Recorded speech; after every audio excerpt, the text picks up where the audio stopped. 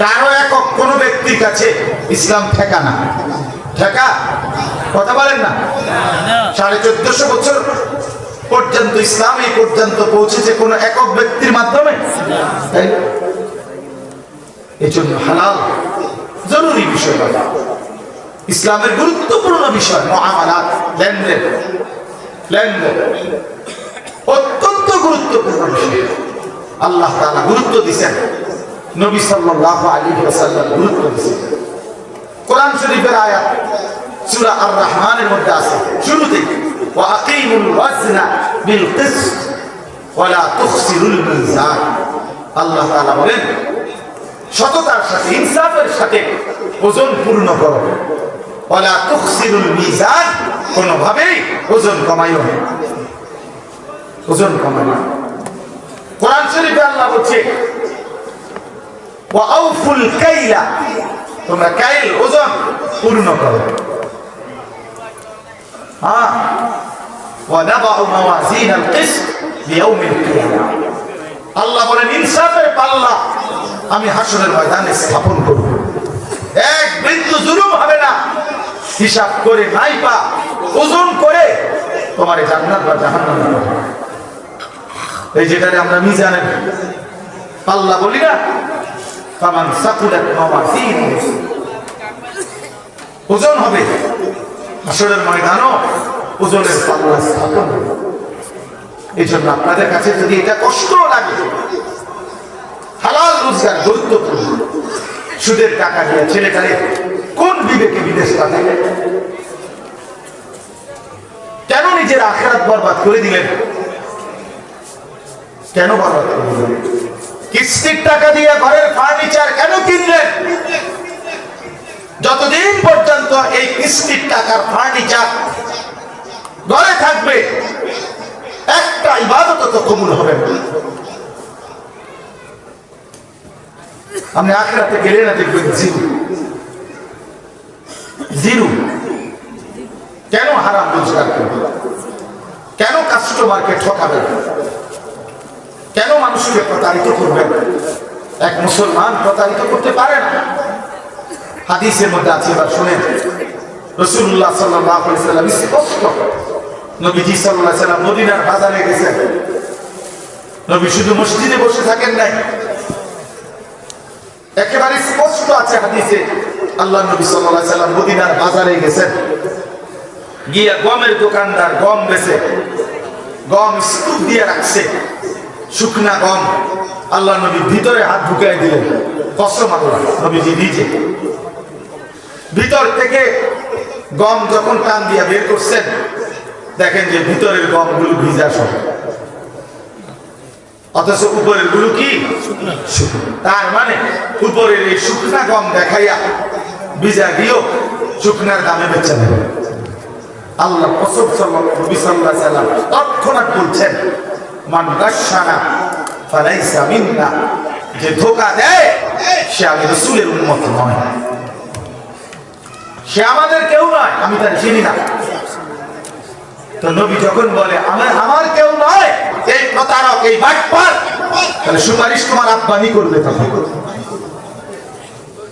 হাউজে কাউসারের পানি আপনার কোন বাতি কে বলে? ছেলেরা বাপ আল্লাহর দোহাই কথা বলে না। এই ছেলেরা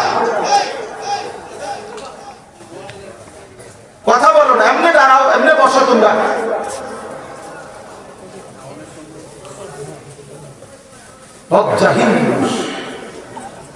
তো এই জন্য বললাম আজকে আমার এটা মূল একটা কথা। এক নাম্বার হলো এই সূরার ওয়াইলুল লিল মুতাফফিফিন, ওজনে কম দাম। এবার শুনেন শেষ, এই ব্যাপারে শেষ কথাটা। কোরআন শরীফে একটি জাতির কথা আছে, হযরত শুআয়ব আলাইহিস সালাম। এই শুআয়ব আলাইহিস সালাম একজন নবী ছিলেন, মুসা আলাইহিস সালামের শ্বশুর। ওই যে মুসা নবী ফেরাউনের বাহিনীর ভয়ে যে চলে গেছিলেন, গিয়ে যেখানে আশ্রয় নিলেন, ওই এলাকার নাম হলো শুআয়ব আলাইহিস সালামের কওম। এই শুআয়ব আলাইহিস সালামের জাতি, আল্লাহ তাআলা ওই নবীর কওমকে আল্লাহ তাআলা পুরা জাতিকে আল্লাহর নাফরমানির কারণে আযাব দিয়ে একদিন রাত্রি গভীরে একজন ফেরেশতা আইসা বিকট জোরে একটা চিৎকার মারছে।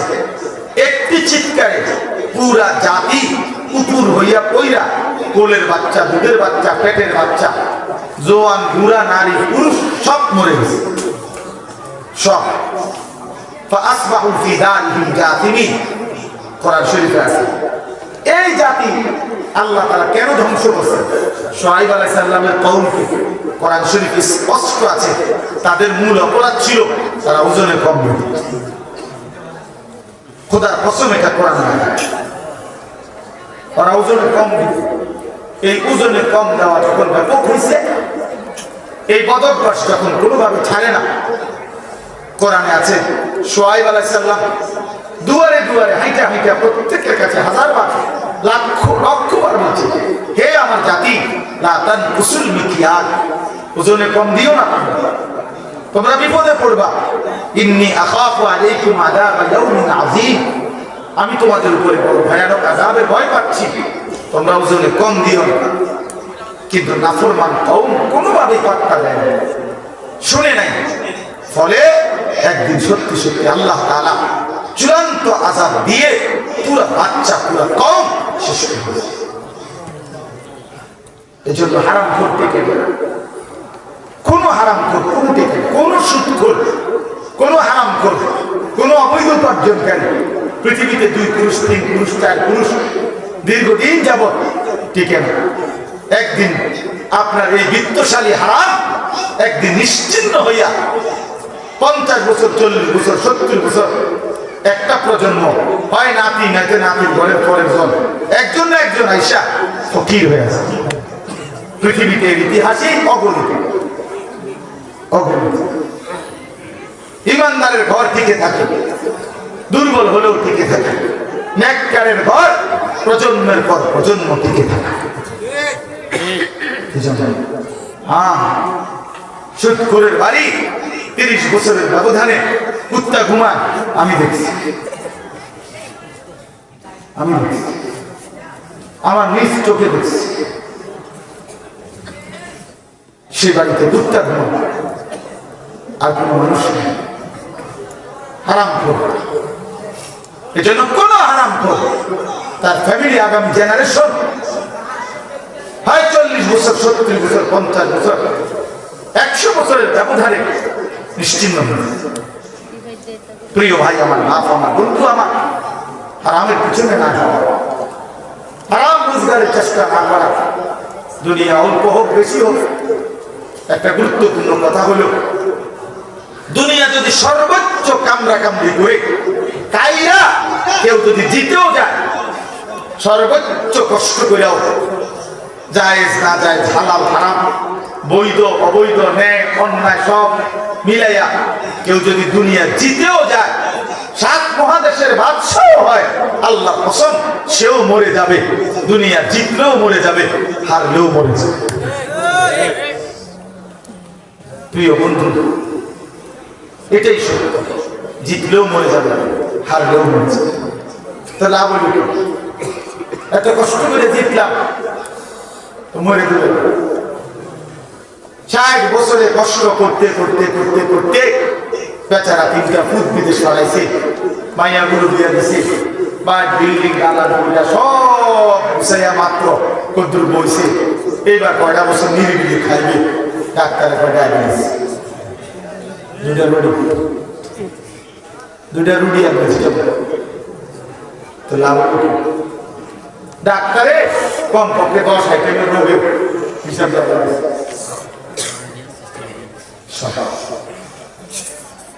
তাহলে লাভ তো জিতটা লাভ হইল। এই মাথার ঘাম পায়ে ফেলে এত মিথ্যা, এত চুরি, এত বাটপারি, এত 2 নম্বরই, এত ধান্দাবাজি করে যা করলাম, তা তো দুনিয়ায় আমার ভোগ করতে দিল না, তা আখিরাতে কি দিল, কবরে কি দিল? হারামের কোনো বিনিময় কবরে মিলবে? হারামের কোনো বিনিময় আখিরাতে মিলবে? তো দুনিয়ায় তো মিলবে, দুনিয়ায় তো মিলবে। আজকে এই বিষয়টাই বলবো, বহুতই গুরুত্বপূর্ণ বিষয়। তাহলে এই এক অর্থ বললাম আপনাদের কাছে, ওয়াইলুল লিল মুতাফফিফিন আরেকটা অর্থ বললাম, বাকিগুলো আমি তর্জমা বললেই শেষ। এই তিনটা আয়াত এটাই মূল বক্তব্য, বাকি আয়াতের অর্থ বললেই শেষ। তাহলে এক নাম্বার বুঝলেন আল্লাহ তাআলা এই সূরার মাধ্যমে, এই প্রথম আয়াতের মাধ্যমে বললেন ওজনে কম না যাওয়া। এবার আসেন এটার আরেকটু ব্যাপক অর্থ হলো তাফসীরের মধ্যে লিখছে, আমার কাছ থেকে যেই কোনো প্রাপককে, যেই আমার কাছে কিছু পাবে, যারই হক আমার কাছে আছে তার হক কম দেওয়া, তাকে ঠকানো, এটাই তাফসীর, ওই ব্যক্তির জন্যই জাহান্নাম। বুঝছেন আমার কথা? এটা হলো দ্বিতীয় তাফসীর। এই দুইটা অর্থই বলবো, একটা বলে ফেলবো। কোন ব্যক্তি তার প্রাপককে তার প্রাপ্য কম দেওয়া, ঠকানো, এটাই তাফসীর, ওই ব্যক্তি মুতাফফিফ, তার জন্য জাহান্নাম। এখন আমাদের কাছে হক দুইটা, এক আল্লাহর হক, দুই বান্দার হক। ঠিক কিনা? ওই বাবা কথা বলবি, কথা বলো,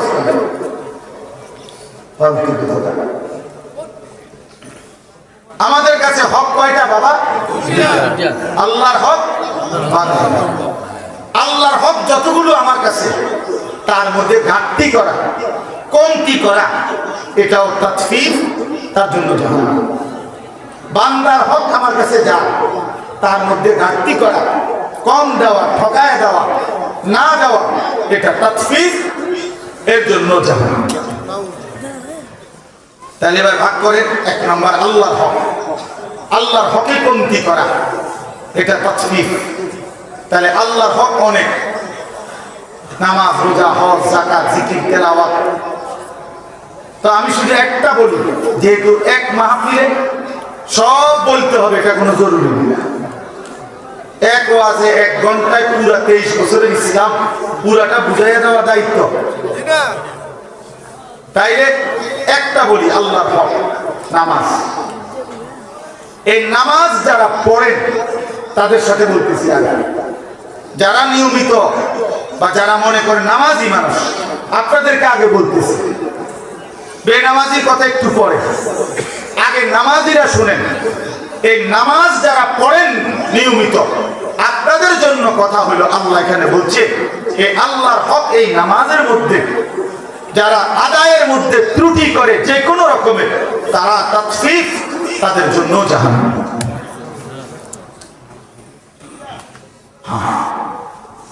আমার কাছে গাড়িতেও কিতাব আছে, তাফসীর মাআরিফুল কোরআনে স্পষ্ট লেখা আছে।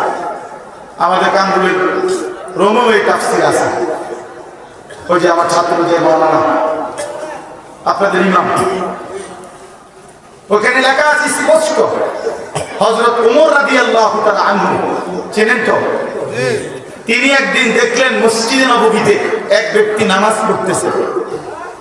তো দেখলেন ওই লোক দুইটা কাজ করছে, এক রুকু সেজদা ঠিক মতো দেয় না, দুই পুরাটা নামাজ তাড়াহুড়া করে আদায় করছে।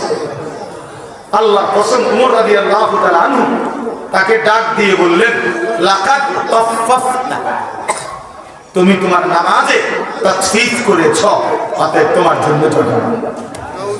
এই যে তাফসীর, রুকু সেজদা ঠিক মতো দেয় না, অসংখ্য মানুষ আছে। আপনার এইভাবে রুকু দিয়ে মাথাটা একটু উড়াইয়ে আবার যায়, এরপরে সেজদা দিয়া মাথাটা একটু উড়াইয়া আরেকটা দিয়া লাগছে। এমন মানুষ আছে না? টাঙ্গাইয়া পড়ুন কথা, টাঙ্গাইয়া,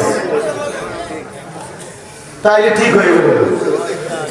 বান্দরামি সব জায়গায়, হ্যাঁ, জিজ্ঞাসা করে দেখবেন, এনে আইলে আপনার না শরীরে আর বল নাই, সাধুয়ানে ওনার 3 জনে থামাইতে পারবে।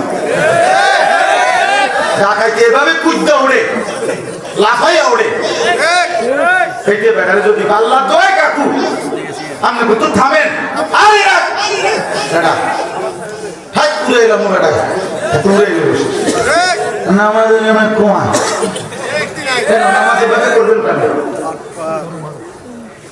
এটা কি ঠুকুর মারলেন তামাশা করেন আল্লাহর সাথে হ্যাঁ আল্লাহর সাথে এসে তামাশা করেন মালিককে সাধারণ মনে করছেন নাকি যে সব দেয় তার এটা কি দিলেন কি নামাজ দিলেন আমি নিজে কিতাবে পড়ছি আল ওয়াবিলুস সাইয়্যিব কিতাবে আছে আমার শায়েখ আল্লামা মুফতি মুশতাকুর কাসিমি হুজুরের সবচেয়ে প্রিয় কিতাব আল ওয়াবিলুস সাইয়্যিব এই কিতাবের মধ্যে আছে ইমাম ইবনুল কাইয়্যিম রাহমাতুল্লাহ আলাইহি বলেছে হে আল্লাহর বান্দা দুনিয়ার কোন বন্ধু যদি কোন বন্ধুকে একটি মরা মুরগি হাদিয়া দেয় সুন্দর ট্রেতে করে বন্ধু কি তাতে খুশি হবে না তিনি বলেন তাহলে হে আল্লাহর বান্দা সুন্দর করে রুকু দিলা না সেজদা দিলা না তাসবিহগুলো ঠিকমতো আদায় করলা না দোয়াগুলো ঠিকমতো আদায় করলা না এরকম একটা মরা মুর্দা নামাজ তোমার মহান আল্লাহ পাককে কেমনে দেবে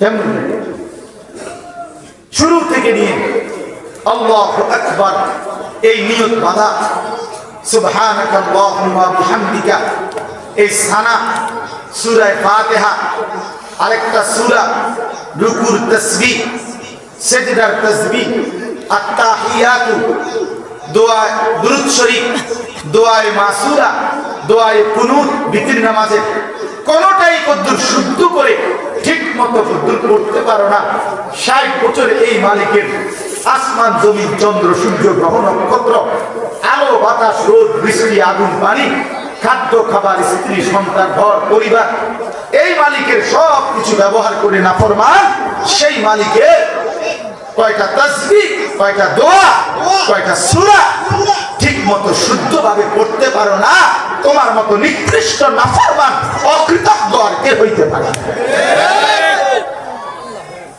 অকৃতজ্ঞ বেটা হ্যাঁ স্কুলে পড়লে কলেজে পড়লে ইউনিভার্সিটিতে পড়লে অথবা ছোটবেলায় পড়ালেখা না করলে আপনি আর কোরআন শরীফ অশুদ্ধ পড়লেও চলবে সূরা কেরাত অশুদ্ধ হলেও চলবে এই ফয়সালা আপনাকে কে বলেছে বলেন আপনাদের অসংখ্য জেনারেল শিক্ষিত মানুষ এবং সাধারণ শ্রেণী মানুষের এটা ধারণা বেটা এরা বিশ্বাস করে এই কথা এরা মনে করে হুজুরদেরটা শুদ্ধ হইতে হইব তারপরে কি শুদ্ধ হ্যাঁ আমরা যেহেতু হুজুর না আমরা ঠিক কোন রকম জোড়া তালে দিয়ে হইব আর আমগুড়ি কি হইতে হইব এটা তো দেবে ইনসাফি না কথা বলে এটা তাহলে এটা তো 5ই আগস্টের পরে চলার কথা এটা তো বৈষম্য এটা বৈষম্য না আমি বেহেশতে যাইতে হইলে পুরা সূরা কেরাত শুদ্ধ করে যাইতে হইব আপনি বেহেশতে যাইতে পারবেন সূরা কেরাত অশুদ্ধ লইয়া এটা কি ইনসাফ হইল এটা বৈষম্য কিনা তো বৈষম্য যদি বাংলাদেশে না চলে জান্নাতে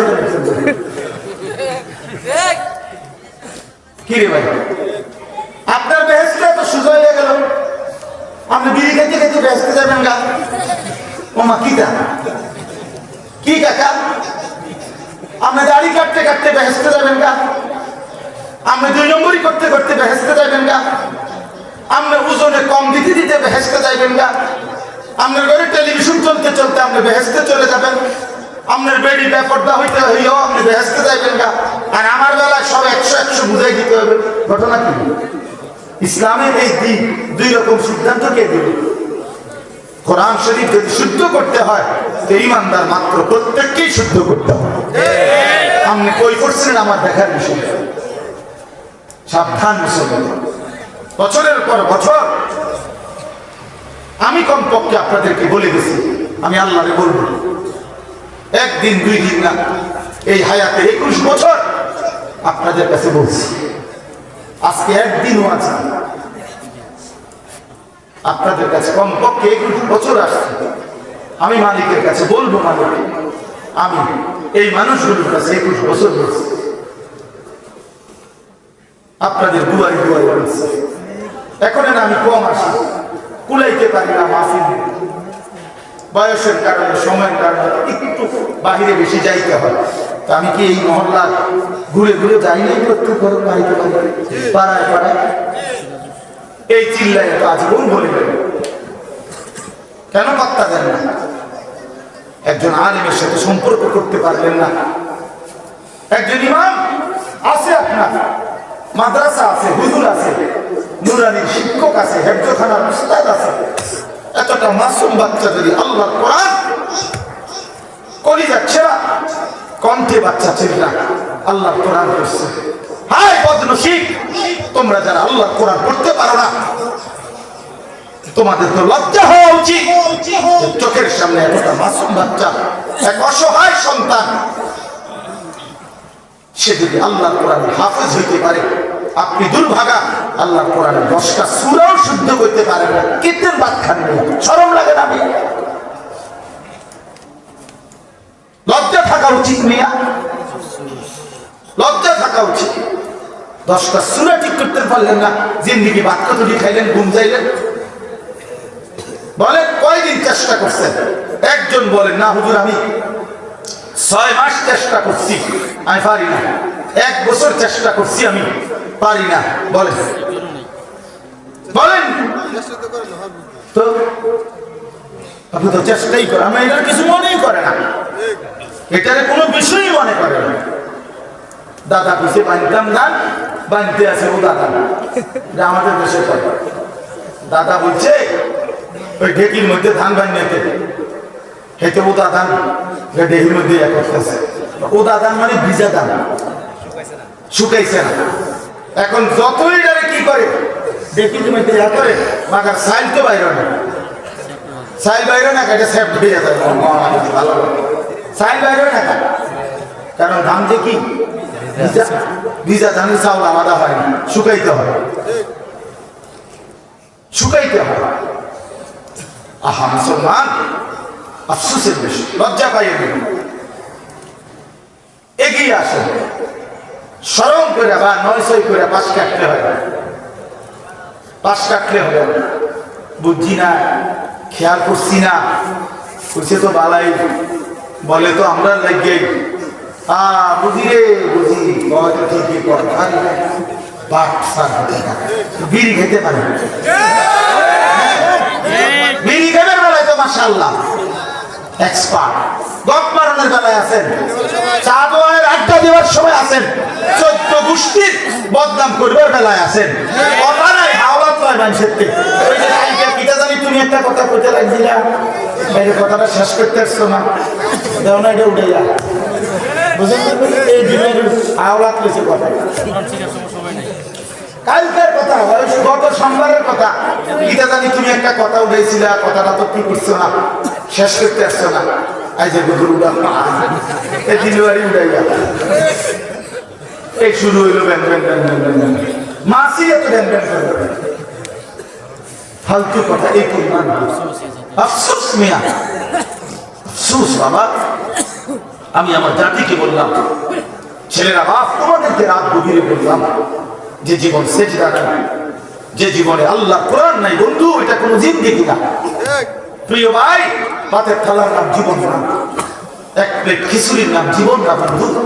কিছু খাওয়া আর একটু ঘুম আর একটু পেশাব পায়খানা আর একটু যৌন চাহিদা পূরণ, এটা জানোয়ারের জন্য, এতটুকু প্রয়োজন জানোয়ারেরও পূরণ, কুকুর বিড়ালেরও পূরণ। আমরা মানুষ, আমরা ইনসান, আমাদের আল্লাহ আছে, আমাদের আকল পূর্ণ আকল, আমরা সাগরের আকল, আমরা মানুষের আকল। শুধু দুনিয়া ভোগ করার নাম জীবন। এই জন্য দয়া করে এই আয়াতের আলোকে বলবো, তাকফীর, আল্লাহর ইবাদতের মধ্যে ঘাটতি করলে তাকফীর, ঘাটতি করা যাবে না।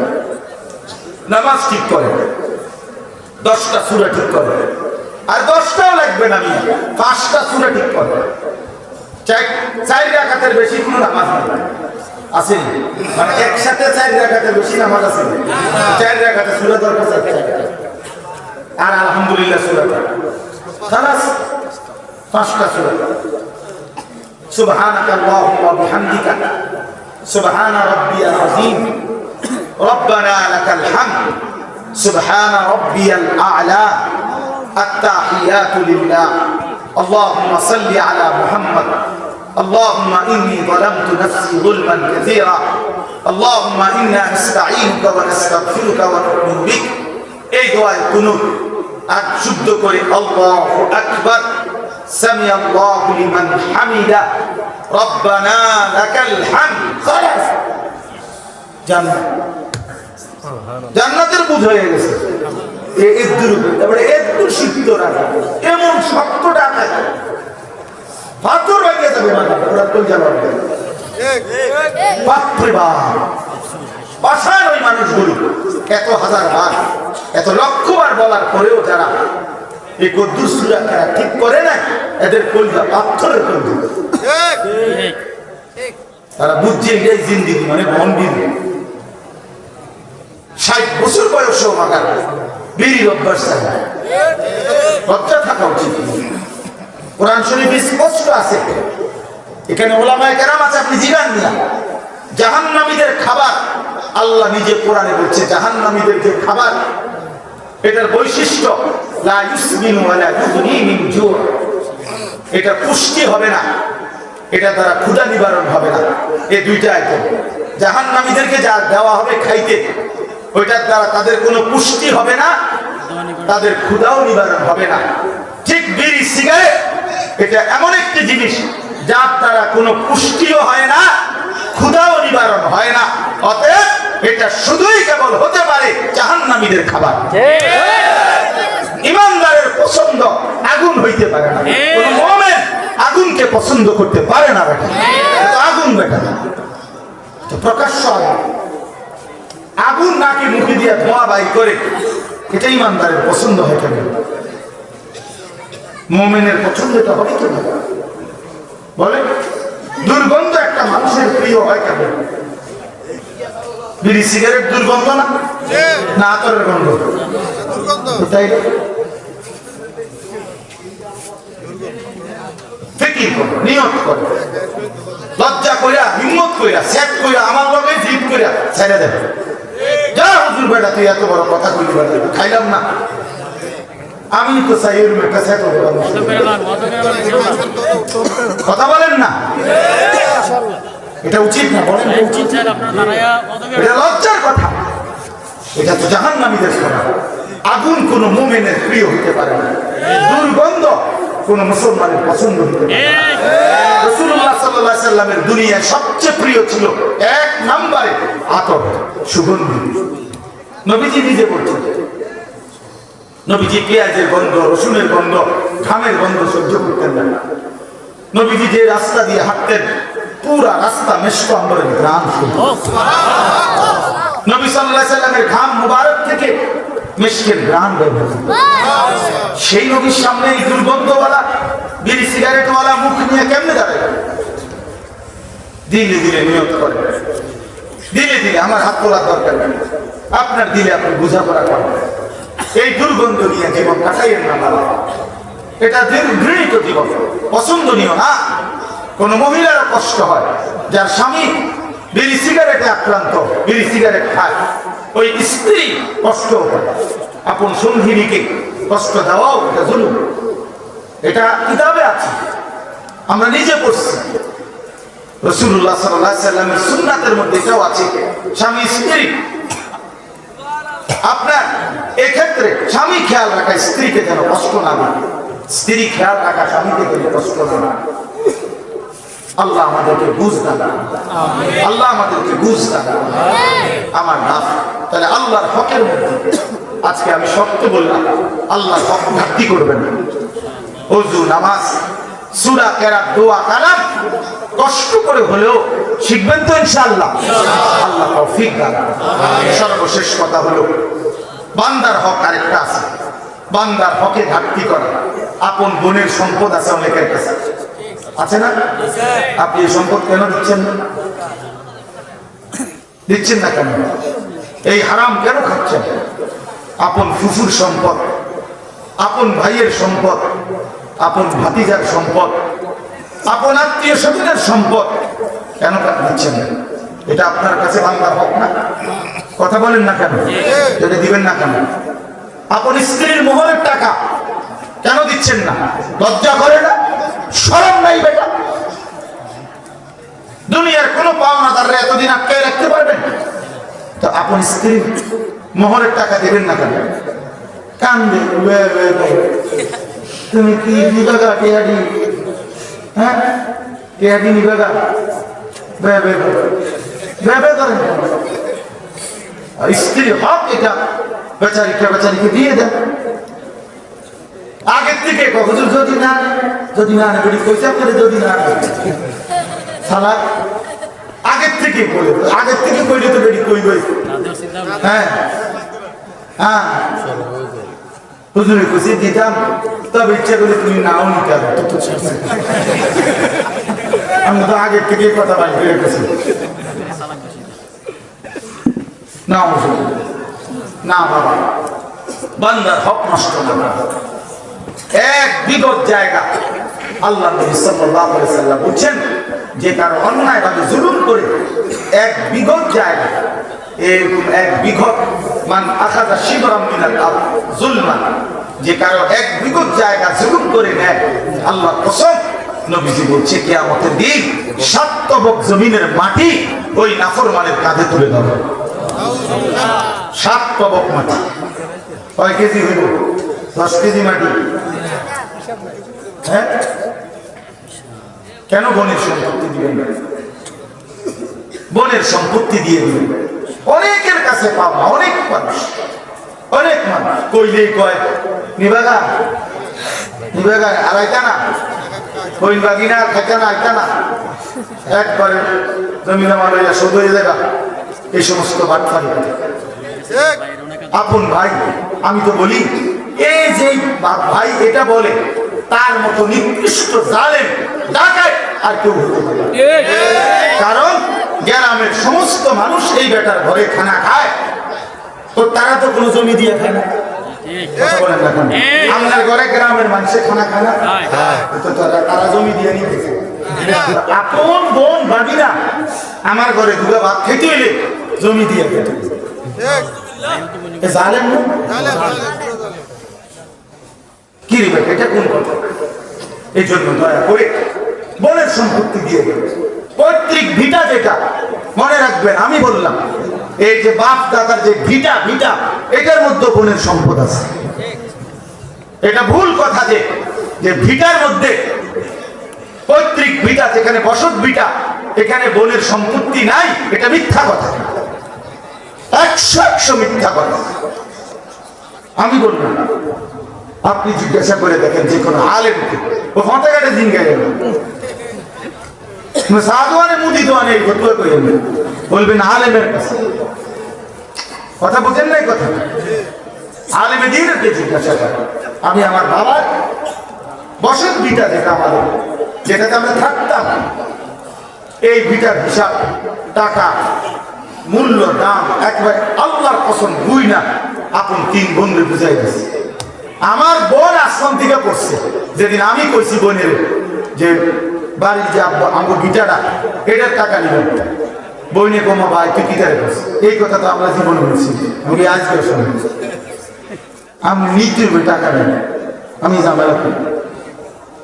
এই জন্য বড় বড়াই বলি, আমি বিশ্বাস না হলে আমার 2 বোনের আমার বাসার কাছে চলবে, তারা বেড়াইতে আসছে, বাচ্চা সবাই পুরা সম্পত্তি দিয়ে দিতে হবে। কেন 2 শতক জমির লেগে 5 শতক জমির জন্য নিজের সন্তানদেরকে হারাম খাওয়াবেন কেন? কথাটা বোঝেন? আল্লাহ কি আপনারা দেয় না? এটুকুর জন্য কেন কষ্ট পাইবেন? নিজেও জাহান্নামী হলেন, সন্তানদেরকেও বরবাদ করে দিলেন কেন? কি ফায়দা? আল্লাহ আমাদেরকে বুঝ দান করেন। তাহলে আমার কথা আজকে একটু কঠিন হইলেও মুআমালাতের কথা, মানে লেনদেনের কথা, এটা আজকে বেশি বললাম। তাহলে আমরা কি বলছি? 1 নাম্বার কথা হলো কাউকে ওজনে প্রাপ্য কম না দেওয়া। এটা এর পরিণতি কি? জাহান্নাম। বলেন না কি? জাহান্নাম। দুই নাম্বার বলছি, আল্লাহর হক যত কিছু তার মধ্যে ঘাটতি না থাকে। যেমন নামাজ, যেমন রোজা, যেমন হজ। হজ ফরজ, হজ করে বললেই আর ছোট ফুলাকা আল্লাহ আল্লাহ করিয়া বিদেশ যাই তুই যদি আল্লাহ আল্লাহ ছোট ফুলাকা বলে আল্লাহ আল্লাহ করে বিদেশ বিদেশ সটাইছে সুদে টিয়া লই আল্লাহ আল্লাহ করে ছোট ফুট গিয়া বিদেশ গেছে। আল্লাহ আল্লাহ করে নিয়ে গেছে না, সুদে টিয়া দিয়ে বানাইছে। তো এটা আবার কি কোন আল্লাহ আল্লাহ করে গেছে, হে আল্লাহ আল্লাহ করছে দুদিন আমাকে করে না, নামাজই পড়ে না ছেলেটা। এই জন্য দয়া করে মেহেরবানি করে নিজের উপরে রহম করে আখেরাত মিলাইয়া নেন, আখেরাত মিলাইয়া নেন, কবর মিলাইয়া নেন। দুনিয়া আপনার যদি শেষ হয়ে যাইত, ভূতেরও শেষ হয়ে যেত, তাহলে বাপ ফুতে বিল্লা দুনিয়া সাজাইতেন। কিন্তু আপনিও কবরে যাবেন, ফুতেও কবরে যাবে না বাপ, নিজেই বা কেন বরবাদ হলেন, ফুতেরই বা কেন বরবাদ করলেন? দুনিয়া ফুতেরও চলবে, আপনারও চলবে, সবাই চলবে। বাপ মরলে ফুত মরে না। বাপ ঠিক মতো দুনিয়ার বাড়িঘর করে না দিলেও ফুতে পরে করতে হবে, কোনো অসুবিধা নেই। যে বাচ্চা বাপ হারা এতিম, এই তো বড় হইলে বাড়িঘর বিয়া শাদী দোয়ান বিল্ডিং ই করে না, দিয়ে তো আর বিল্ডিং কোনো আশ্চর্য কিছু না, ইতান কোনো টাইলস হ্যাঁ এগুলা কোনো অবাক কিছু না। কোটি কোটি এক এক মানুষের ঘরে কয় টাকার মাল, হ্যাঁ যারা একটু সম্পদশালী কি 200 কোটি টাকার মাল, এটা 50 লাখ টাকার মাল হইল। 50 লাখ টাকার মালের জন্য এত নিচা কথা কোন লাভ হবে? এতবার পারি করতে হয় বেটা, দুনিয়া পার হয়েই যাবে। এই জন্য আজকে অনুরোধ করলাম আমরা প্রত্যেকে ইনশাআল্লাহ নিজেদের লেনদেন, নিজেদের উপার্জন হালাল করার চেষ্টা করব। বলেন ইনশাআল্লাহ। হিম্মত করলে সম্ভব, ফিকির করলে সম্ভব। আল্লাহ তাআলা তৌফিক দান করেন। এবারে তরজমাটা শুনেন, তাইলে কথা শেষ। ওয়াইলুল লিল মুতাফফিফিন, আল্লাহ বলে যারা ওজনে কম দেয়, প্রাপ্য কম দেয়, আল্লাহর হক বান্দার হকের মধ্যে ঘাটতি করে, তাদের জন্য জাহান্নাম।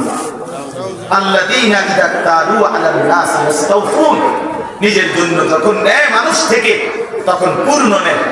ওয়া ইযা কালুহুম আও ওয়াজানুহুম ইখসিরুন, আর যখন অন্যকে দেয় ওজন তখন কম দেয়।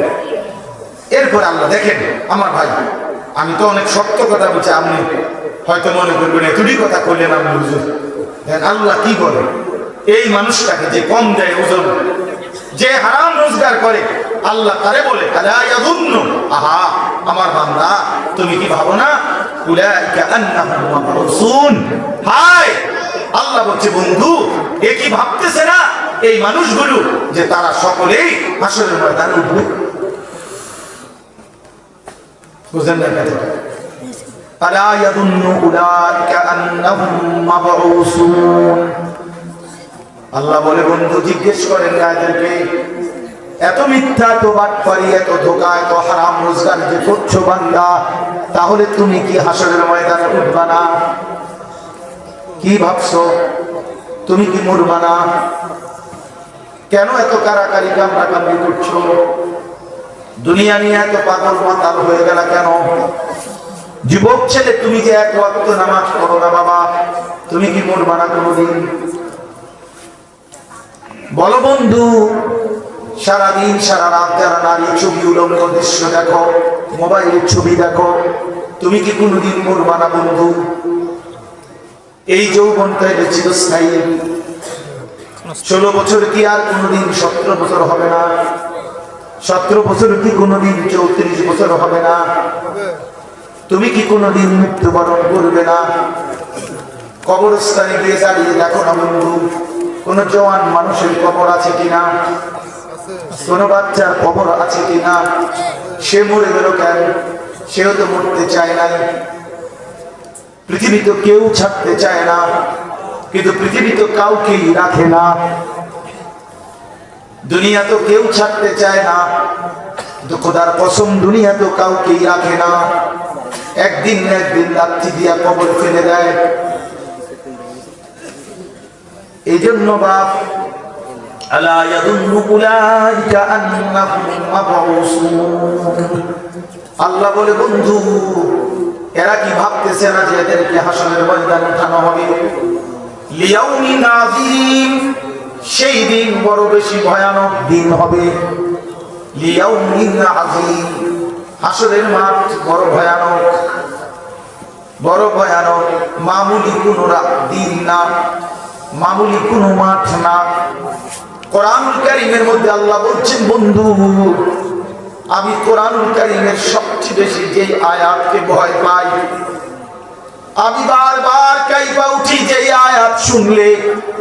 কোরআনুল কারীমে আল্লাহ বলছে ফাকাইফা তাত্তাকুনা ইন কাফারতুম ইয়াওমান ইয়াজালুল বিলদানা শিবা।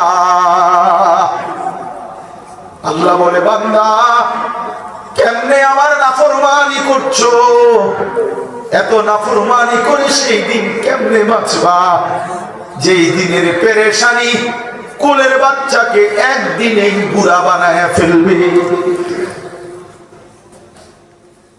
আল্লাহর কসম বাপ, এটা কোরআনের আয়াত। আমি আমার জীবনে সবচেয়ে বেশি ভয় পাই কোরআনের এই আয়াতটারে। ফাকাইফা তাত্তাকুনা ইন কাফারতুম, আল্লাহ বলে বান্দা কেমনে এত নাফরমানি করছো? কাইফা তাত্তাকুন, তুমি বান্দা কেমনে বাঁচবা? ইয়াউমা ইয়াজালুল বিলদানা শিবা, যেই একদিনের পেরেশানি কোলের বাচ্চাকে বুড়া বানায় ফেলবে। কেমনে বাঁচবা বন্ধু?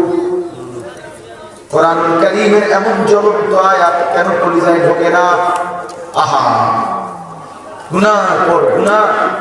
ছেলেরা তোমাদের পূজা পাত্র চেহারা দেখে মনে হয় অনেক ছেলে কালো চেহারা, একটা সেজদা নাই চেহারা, একটা কপাল সেজদা। উফ, নারী ছবি মোবাইল বন্ধুদের আড্ডা দিতে দিতে শেষ হয়ে গেছে। অনেক মা কিছু বলে না, বাপে কিছু বলে না, কেউ কিছু বলে না। তার উপরে খোদার এত বড় গজব করছে লালো যে তারে কেউ কিছু মনে রাখবে। যারে কেউ ডাকে না, ফেরাইতে চায় না, তার জীবনে বিষয় তোর উপরে আল্লাহ গজব করছেন লোকে, এই জন্য তোর কেউ ডাকে না তোর উপরে। এই জন্য কেউ গুনাহ থেকে ফিরাইতে চায় না বাবা। সাংঘাতিক। তাহলে ইয়াউমিন আযীম, আল্লাহ বলে বান্দা সেটা বড় ভয়ানক দিন। ইয়াউমা ইয়াকুমুন নাসু লিরাব্বিল আলামিন, এই আল্লাহ বলেন সেই হাসরের দিন মহান আল্লাহ পাক রব্বুল আলামিনের নিকটে সমস্ত মানুষ এই বছরের পর বছর, হাজার বছর এক টানা দাঁড়িয়ে থাকবে। ইয়াকুম, এক সেকেন্ডের জন্য বসতে পারবে না, এক ইঞ্চি নড়াচড়া করতে পারবে না। মাউদাউ কাদামি, নবী বলছে দুটা পাও রাখতে যেটুকু জায়গা হাসরের ময়দানে এটুকুই জায়গা। সর্ব একদিন কোরআন শরীফে আছে হাসরের ময়দানে 50,000 বছর। কয় হাজার বছর? 50,000। আল্লাহ আমাকেই বুঝতে না। এরপরে আল্লাহ বলেন কাল্লা ইন্না কিতাবাল ফুজ্জারি লাফি সিজ্জিন, সাবধান, মনে রেখো তোমরা যারা নাফরমান, তোমাদের সমস্ত নাফরমানির আমলনামা সিজ্জিন নামক আমি আল্লাহর একটি নির্ধারিত জায়গা আছে, সেখানেই সংরক্ষিত থাকবে, একটা সুতা হারাবে না। ওমা আদরাকা মা সিজ্জিন, আল্লাহ বলেন নবী সিজ্জিন কি জানেন? কিতাবুল মারকুম, লিখিত একটি কিতাব, আমলনামা, যেখানে নাফরমানদের যাবতীয় তথ্য এবং রূহ সংরক্ষিত থাকবে। নাফরমানদের পাপীদের রূহও থাকবে সেখানে, নাফরমানদের যাবতীয় পুরা জিন্দেগীর নাফরমানির তথ্য ফাইল সেটাও থাকবে সেখানে। আল্লাহ বলেন এবার আবার বলেন এই শেষ কথা, ওয়াইলুন ইয়াওমাইযিন লিল মুকাদ্দিবিন, তোমরা যারা মিথ্যাবাদী নাফরমান পাপী, আবারও বলছি তোমাদের জন্য সেদিন